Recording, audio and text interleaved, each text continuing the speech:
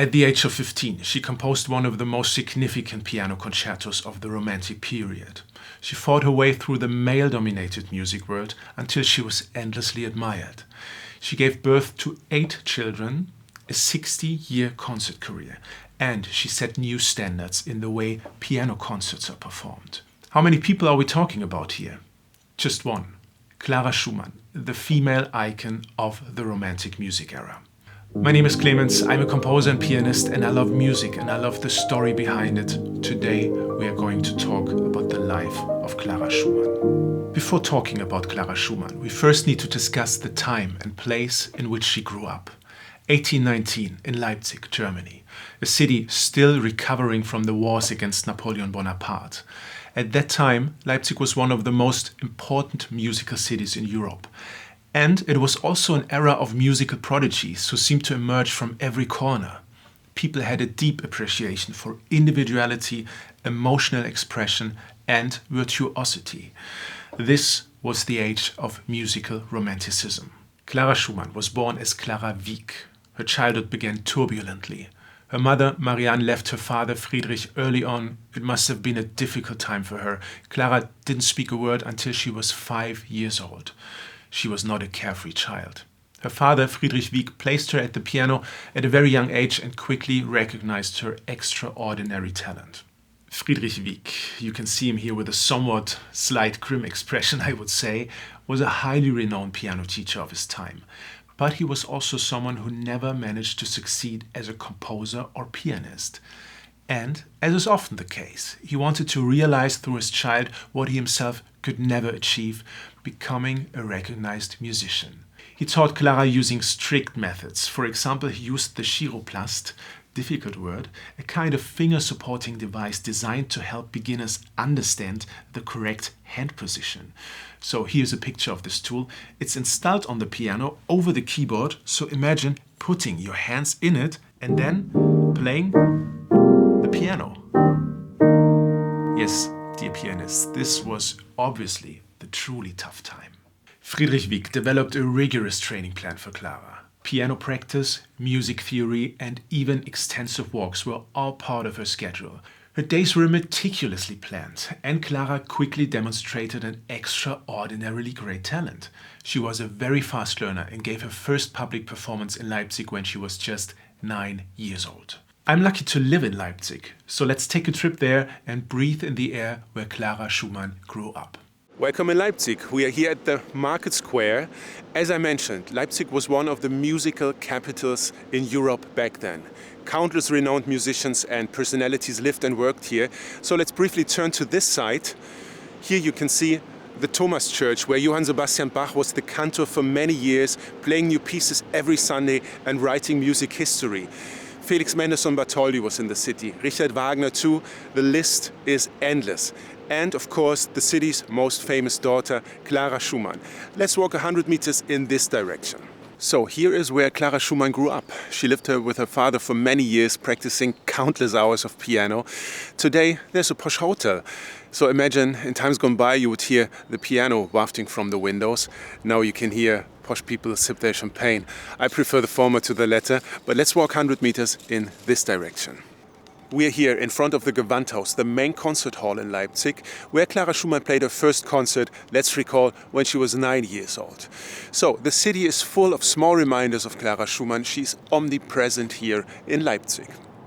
In the year of her first performance, 1828, Clara met a pianist and composer who was eager to study under her father. His name? Robert Schumann. We'll discuss more about him later. Clara continues to practice obsessively, preparing for her life as a musician at the tender age of 11.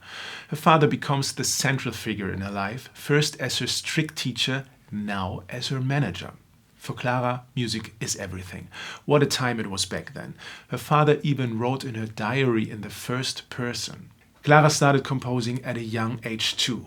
At the age of 10, she composed her Quadripolonaise, small piano pieces that already hint at her compositional potential. Let's take a quick listen. I found a video where it's played beautifully. First of all, it's absolutely mind-blowing that someone at the age of 10 wrote music like this. In this recording, you can clearly hear that youthful, I would say actually childlike energy in the best possible way, wonderfully played by Luisa Borac.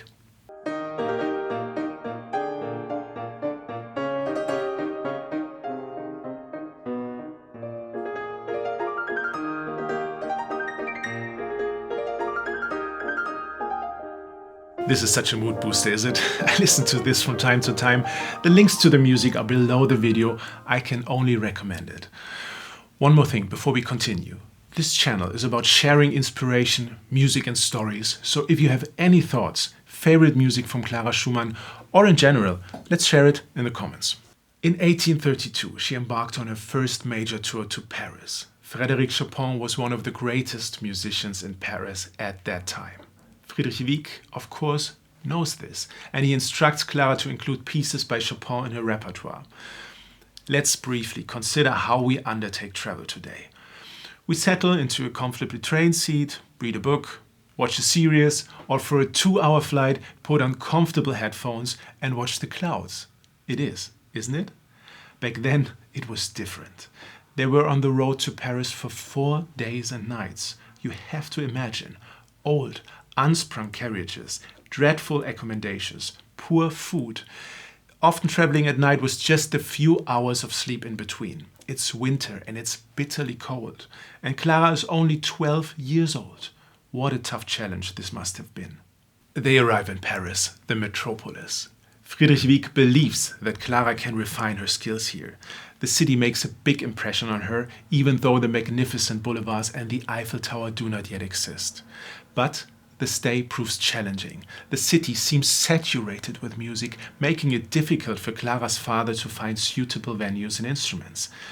Nevertheless, there is an opportunity to see Frédéric Chopin in concert and even to meet him. Despite the difficulties, Wieck continues to fight for a concert for Clara in Paris. So he finally secures a venue. Tickets are sold. But then cholera breaks out. The people flee Paris in droves.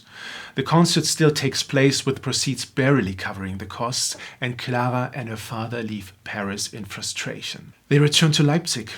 Clara performs concerts across Germany and continues to compose. At the age of 13, she starts composing her first piano concerto, a work of elegance, virtuosity, and depth, coming from the mind of such a young person. Another recording, here, with his assertiveness and nuanced interpretation performed by Michael Tal and the Jerusalem Camerata Orchestra. Let's have a listen.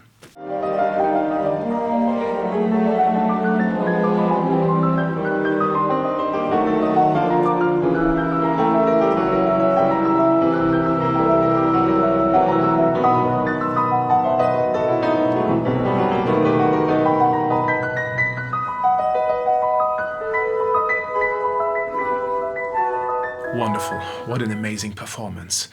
There is a second part about tragic love, which seems to be a must-have in a musician's life, while Clara Schumann was an absolute trendsetter, and kind of a weird story about a cookbook. So see you in the next video with part 2 and in a follow-up video where we check out some Clara Schumann musical snapshots on the piano. Please subscribe to the channel, it will help a lot. See you soon and stay curious.